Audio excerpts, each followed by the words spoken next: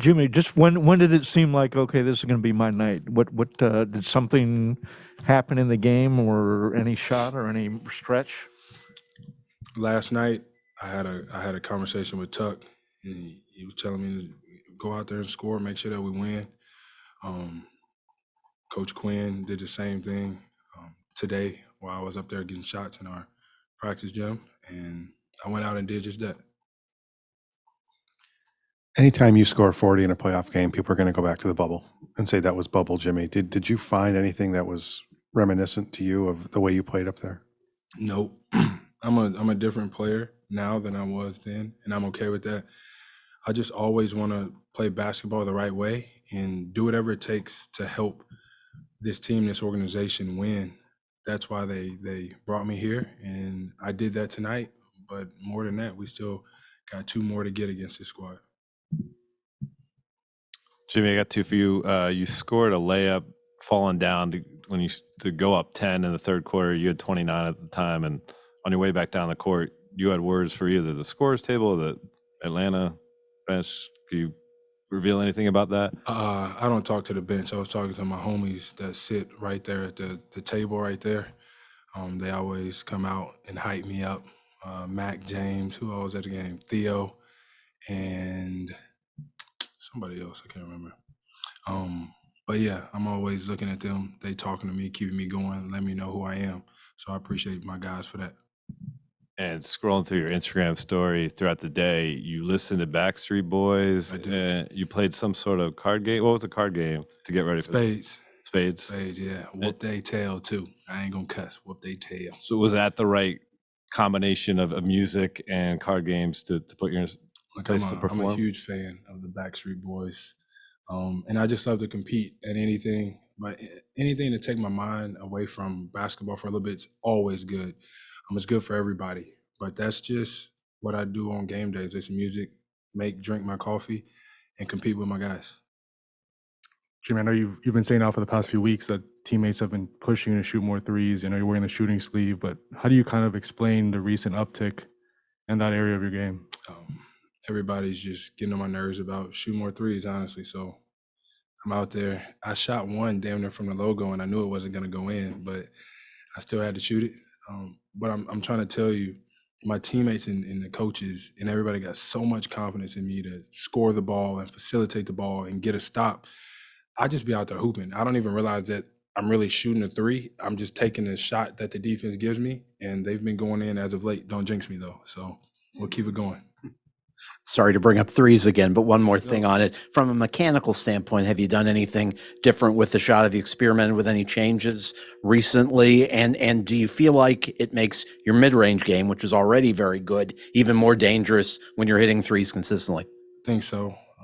I work out a lot with Chris Brickley, and he's always letting me know, shoot more and more threes. We work on it day in and day out, and he's been a huge help. Can't wait to work out with him in Atlanta as well, and we'll see how many threes I can make next game. Jimmy, I think if you guys just would have gotten this level of defense from Gabe and nothing else, you probably would have taken it based on what he's done against Trey, but he's also scored and been a factor on both ends. Just your thoughts 2 games in on what Gabe has provided. Did you see this in any way coming? Thank you. Of course. Gabe has been playing that way for us all year long. I think that he does more than just shoot threes. You know, he's getting into the paint and getting guys involved, and then he's just pesky as hell on the defensive end, making it tough for whoever he's lined up against. He doesn't back down. We all respect that. We all love him for that, and he's a huge key to us pulling out these 2 dubs. Jimmy, I think we all agree that this is a different team than the bubble team. The way it's constructed, the way that you guys kind of operate. Why do you say you're a different player? Because day in and day out, night in and night out, it could be different for anybody. I'm not going out there. I'm not as ball dominant as I was in the bubble. We got a point guard, and that's Kyle, and I love him being a point guard. Same thing with Gabe. I just get to go out there and try to score. And if I can't score, pass the ball. We're a different team. I'm a different player, and it's better. We're better this way. Jimmy, collectively, how would you assess the defensive job you guys have done against Trey in the first 2? I think we did well. He got to the free throw line a little bit today. We lost him a little bit. He got free, but all in all, I think we've been doing okay. I think we'd be better. We have to be better, especially playing on the road in Atlanta. He's gonna come out and look to put the game away early, as he should. But we got to be ready for that. Jimmy, you said that PJ talked to you about scoring and Coach Quinn. You guys were up 16 in the fourth, and they came all the way back. It was a 3-point game.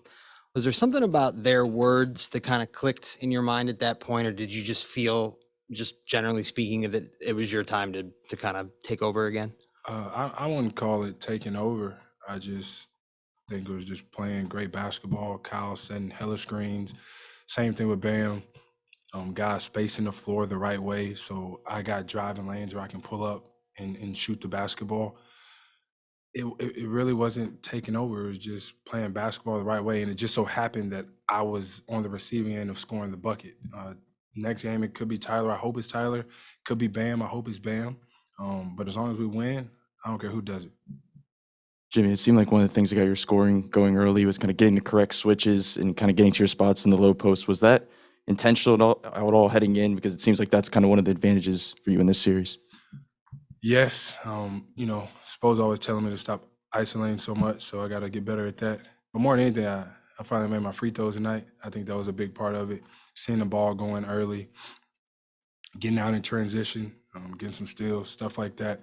You get some easy ones, the basket starts to get bigger. And, same thing happened for Trey tonight. He got some 50-50 balls, put the ball in the basket, and then he ran off 6-8 straight or whatever it was. So we gotta take that away from him as well. All right, Jimmy, thank you.